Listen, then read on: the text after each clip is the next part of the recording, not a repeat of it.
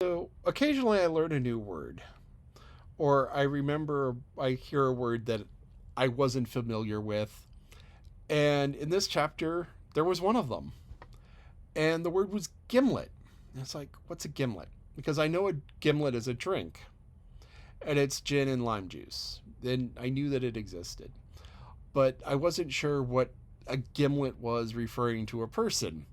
And calling a person a gimlet didn't make sense. And I looked it up. And a gimlet can also be a certain tool. And it looks like this. And what it is it's used for making holes in things. So you have the little T handle, your hand grabs the handle, and you turn it and you can push into it. And so it's kind of like a drill, or there's a little screw tip, so it pulls itself into the wood. It's a type of auger, so it's used for making holes. And the word gimlet can also be used to mean to stab or to make a hole in or to pierce. So describing her as a gimlet would mean sharp and piercing. And they described her tiny eyes and some of the stories that they had heard about her. How, she had various serving girls who went off running and it's like, okay, I'm just not going to deal with it. And there are some people who it's just like worth leaving. Some people who are just so mean and so cruel, and they said tight-fisted. So this is one of those things. It was like, if you're going to pay somebody, pay them. Don't be that person who's like, I'll pay you tomorrow. No, pay your dues when you can, especially to someone who doesn't have it.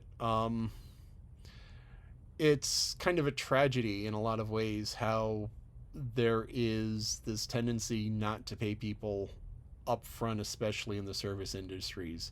It's like you work for 2 weeks and then you get paid 2 weeks later, and it's just like absolutely insane. I think it would be great if the government and everybody were to normalize getting paid at the end of the day.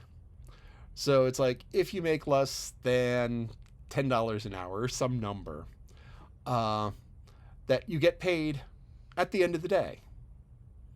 That's like, okay, you worked 8 hours today, you get your 8 hours of pay. And why I said, a limit of $10 an hour or something like that is because at a certain threshold, people don't pay income tax because you're allowed to earn so much money per year, and then you start paying income tax on everything above it. If with a standard 2000 and 2100 hour year of work, you make less than whatever the threshold is, and it works out to be a little bit less than $10, then there's no reason why you shouldn't just get the money all up front and, deal with the paperwork later on. Now, there are places where people get paid cash under the table for working construction. If you go by Lowe's and Home Depot, it is common to see immigrants, some of them without papers, working construction jobs where it's like, okay, I need 5 roofers, and 5 guys who can do roofing show up, and these transactions are often done in Spanish, and it's like 5 laborers, 5 workers, and 5 people, and it's like $50, which is just way below minimum wage. And these people work like dogs, but because it's cash under the table and there's no taxes, and and it's negotiating. I have no idea of what a day laborer goes for. I've never hired them. I just know it's a thing. Um, but you know, even regular jobs, it should kind of be that way. And it's biblical. It's like, don't withhold the laborer's wages from him. Um, what? The Amish don't. Oh, the Amish. Yeah. The Amish are unbanked, and the Amish do a lot of stuff by cash. So I guess it's not just Spanish that these transactions are conducted in, but also in German. Uh, Fünf. Fünf, I can't say roofer in German. Fünf Arbeiter, 5 workers, you know.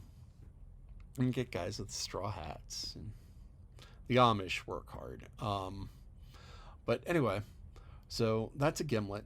That's that's something that I think would make the world better if, you know, we were just like, okay, end of the day, here's your money. Um, but yeah, that's pretty much my thoughts.